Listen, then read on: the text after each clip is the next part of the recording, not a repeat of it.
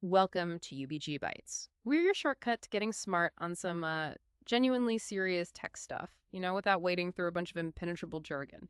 Today, we're digging into something that probably hit close to home for a lot of folks, a really nasty little macOS vulnerability. Given attackers like free reign on your machine, basically letting them do whatever the hell they wanted.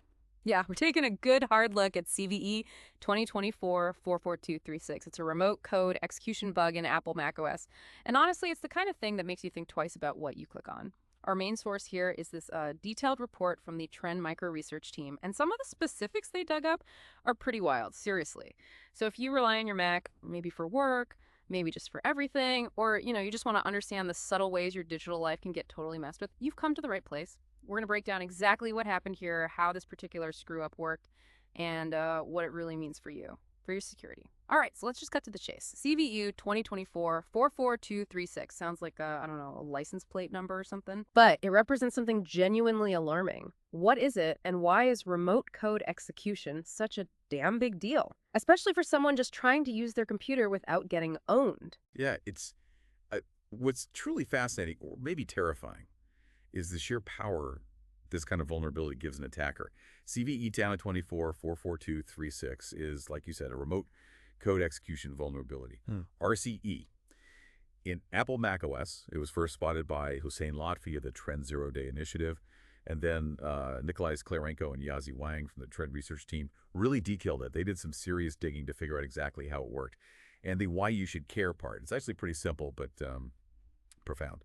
Remote code execution means a bad actor, someone malicious, could literally run their own code on your Mac, completely without your permission, without you even knowing. And they could trigger it just by you doing something that seems totally, completely harmless. Imagine someone else having like the digital keys to your entire machine, able to execute basically any code they want in the context of whatever you're doing. It's not just stealing data, though, yeah, that's a risk. It's installing malware, hijacking accounts, maybe turning your Mac into part of a botnet, or just trashing your whole system. It's a complete compromise, like a digital home invasion, really. Wow. Okay, so it's not just some minor annoyance, like a pop-up ad you can't close or something. This is a full-on hostile takeover, potentially.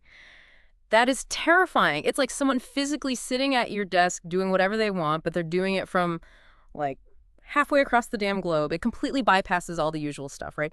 Firewalls, security gates. Exactly. It's a bypass of, well, epic proportions, because it uses a flaw in how trusted software handles trusted files.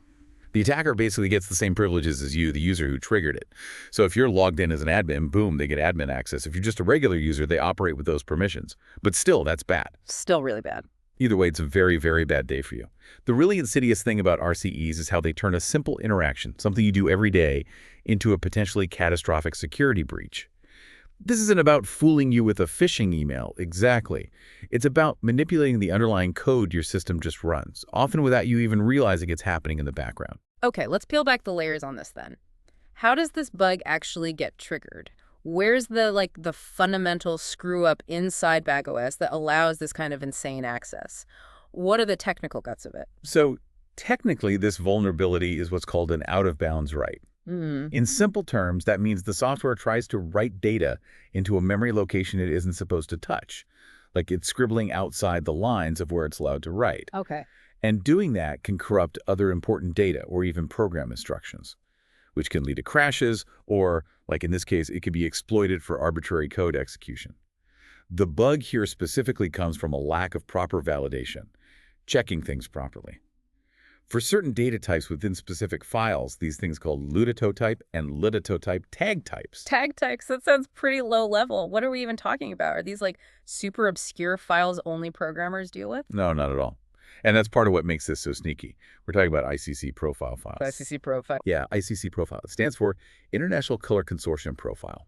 It's basically just a small chunk of data that defines color characteristics for devices. Your monitor, printer, camera.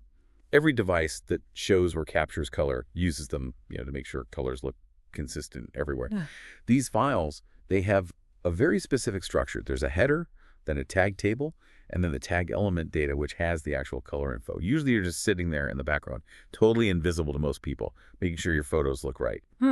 Okay. So they're common, just hidden. Right. And the critical point is that the SIPs utility SIPS, Scriptable Image Processing System. It's a command line tool built right into macOS. It handles these ICC profile files. That was found to be vulnerable. Specifically, there's an internal function inside SIPs. The Trend Micro folks called it sub 10194D00.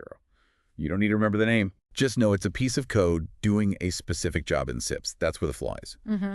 If a bad guy crafts this specific field, the offset to CLUT field, inside one of those let tag types, if they make that offset value equal to the total length of the tagged element data, then this function, because it doesn't check properly, doesn't validate, it will try to read and maybe write memory beyond the end of its allocated buffer, up to 16 bytes past the end. Whoa. That's the out of bounds, right? That's what causes all the trouble. Okay, so it's kind of like telling a robot arm to fill a box that holds exactly 10 cups of sand, but you sneakily tell its measuring system the box actually holds 11 cups. So it just keeps pouring sand after the box is full, spilling it all over whatever's next to the box.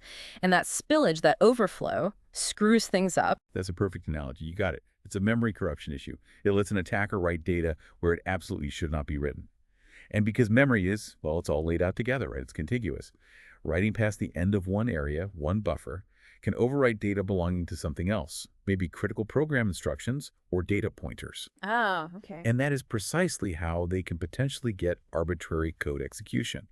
They're not just spilling sand randomly, they're strategically overwriting something specific, maybe code, so that their malicious stuff runs instead of the normal stuff. Yeah. And for anyone doing deep analysis, the specific byte sequences, the signatures for these types, they're like digital fingerprints. ASCII by 42 off 41 by 20 by 42 by 20 for Ludopedos. These identify the structures that, if messed with in this way, trigger the exploit. That's pretty damn gnarly. Seriously complex under the hood. So, okay, given that fundamental technical screw-up, how would a bad actor actually use this to mess with someone's machine? What does a real-world attack look like? Is it some super sophisticated thing like nation-state hackers? Or is it simpler, more insidious? Unfortunately, yeah, it leans more towards the common and insidious side of things. The way a remote attacker would exploit this is by basically tricking you, the victim, into just opening a specially crafted ICC profile file. This isn't just theoretical, right? It's designed to be delivered through a file you actually interact with. Maybe one you get in an email or download from some website. Or maybe it's even embedded inside a seemingly innocent image or document. Wait, so I could open what looks like a totally normal image file, maybe vacation photos someone sent me, or something else that uses these color profiles behind the scenes, and bam, they're in. That's sneaky as hell.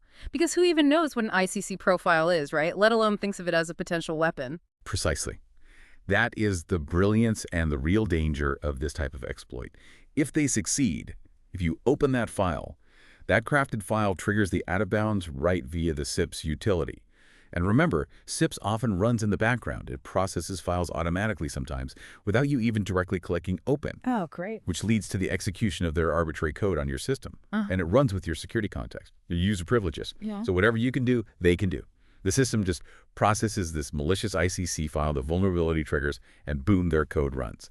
It's nasty because it can be almost entirely silent. Okay, and here's where it gets really interesting and frankly quite terrifying for me. This isn't some super complex hack needing a server farm and a team of PhDs, right? It's just opening a file. That makes it incredibly accessible for a wide range of attackers, doesn't it? Like, any chucklehead with a bit of know-how could potentially cook up a bad ICC profile and start targeting Mac users.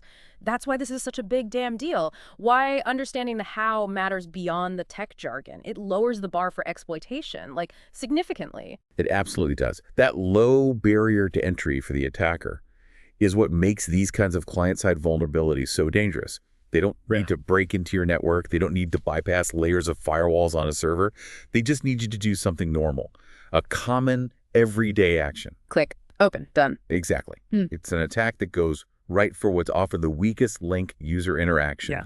And once they're in, they can try to escalate privileges, install backdoors, effectively own your machine. It really underscores this idea that basically every file type, even ones you think are totally benign, represents a potential attack surface. Okay, so given how easily this could theoretically be triggered, just opening a file, maybe browsing, are there any ways to actually detect this kind of attack or, protect yourself beyond just waiting for Apple to issue a patch? Like, if you're a network admin or just someone who's, let's say, extra careful, what can you actually do to spot this crap? That's a crucial question.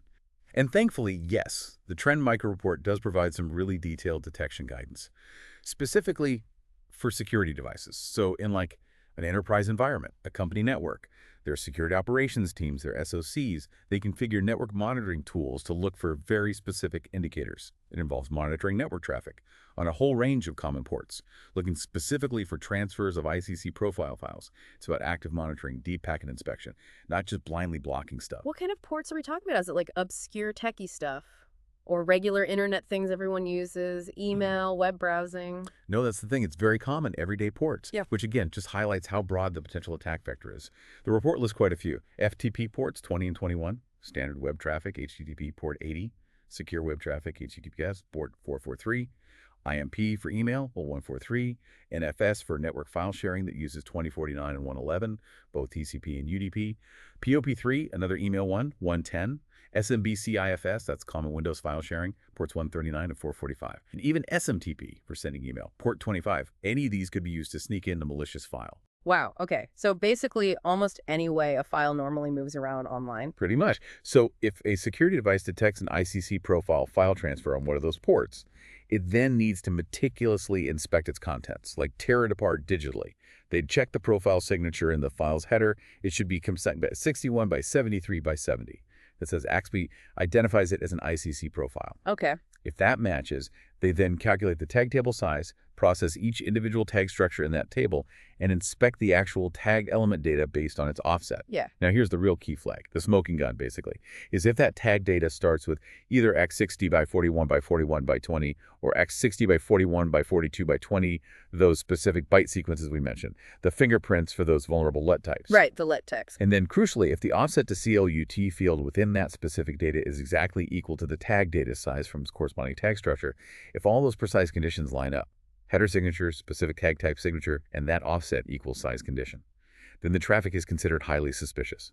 It strongly indicates an attack attempt using this vulnerability. Man, so if you're running serious security on a network, there are specific, like incredibly granular flags you can program your systems to look for. That's pretty damn detailed. It's like looking for a needle in a haystack, but you know exactly what that needle looks like down to the atom almost. And yeah, you mentioned, for what it's worth, all those integer values, the offsets and sizes, they're in big endian format. Just how the bytes are ordered, super deep dive stuff for detection. It absolutely is. It gives security teams a very precise blueprint, which is crucial for defending against, 0 days or just known bugs that haven't been patched everywhere yet. These indicators of compromise, these IOCs, they allow for an early warning system. But obviously for the average user, you don't have this kind of network monitoring set up at home. Right, not at all. Which brings us back to the most vital step for everyone else. So, okay, let's boil it down. What does this all mean for you, the listener, the person just trying to use their Mac without getting totally hacked? What's the big, no bullshit takeaway from this whole thing, especially if you're not a cybersecurity wizard with a network full of fancy monitoring gear? Right. If we connect all this technical stuff back to the big picture, Yeah. the most critical takeaway for the average user is incredibly simple. But it's something people still, put off. It's apply vendor patches. Update your system. This specific vulnerability, CVE 2024-44236, it was patched by Apple back in October. The report came out in May 2025, so presumably October 2024. Okay, so it's fixed now if you're updated. Exactly. This bug just highlights, once again, the absolutely fundamental, undeniable importance of staying up to date with your operating system security updates. You might think, oh, it's just a little update, I'll do it later. But those little updates, they often contain critical fixes for vulnerabilities exactly like this one. Vulnerabilities that could totally ruin your week or worse. Yeah, no kidding. Was this thing ever actually used out in the wild, though? Did it actually mess people up, or was it caught before it became a big problem? That's always the million-dollar question, right? Yeah. Was I potentially at risk without even knowing it? Thankfully, the report states that, to date, no actual attacks exploiting this specific vulnerability have been detected in the wild. Oh, good. Okay. That's excellent news. It suggests the discovery and the patching process probably happened before it could be widely exploited by attackers. And Apple, they didn't provide any separate workarounds or mitigations for this specific bug. Applying the patch is the fix, the recommended and really the only listed complete fix. So if you've been good about keeping your macOS updated, you are likely safe from this particular threat. But it also speaks to that ongoing cat and mouse game, right? Between researchers finding stuff, vendors fixing it, and attackers trying to exploit it. So yeah, the fundamental message is still For the love of God, keep your damn software updated. Get off your ass and install those updates when they pop up. Don't just click remind me tomorrow forever.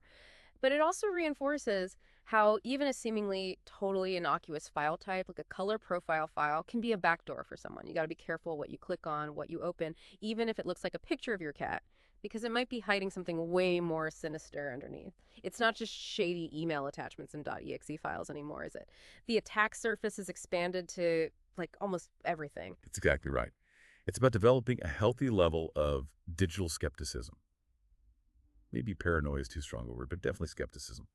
If something comes from an unexpected source or maybe just feels a bit off, even if it's a common file type like an image or a PDF, it's always better to err on the side of caution. Just delete it or verify it through another channel, because even benign-looking files can be weaponized if the underlying software processing them has a flaw. And these flaws, they're constantly being discovered.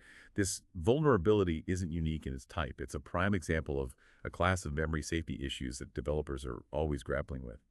It just reminds us that security isn't just a feature you turn on, it's an ongoing process. Vigilance and patching. Patching and vigilance. And that's basically the deal with CVE 2024-44236. It really just goes to show that even the most seemingly harmless files can hide some really serious vulnerabilities. This particular session, looking deep into a macOS bug, it just underscores the importance of keeping your software updated and, yeah, maintaining a healthy dose of digital skepticism about everything you interact with online. So here's maybe a final thought for you to mull over. Think about how many weird or just different file types you interact with every single day without even a second thought, whether it's a PDF, a spreadsheet, an image, maybe even just a font file you download. What other hidden dangers might be lurking right there in plain sight, just waiting for a lack of validation? A tiny slip up in some piece of code somewhere. It's a question that definitely keeps a lot of security researchers up at night. Thanks for joining us for this session of UPG Bytes. Stay safe out there, for real. And we'll catch you next time for another unfiltered look at what truly matters in this crazy digital world.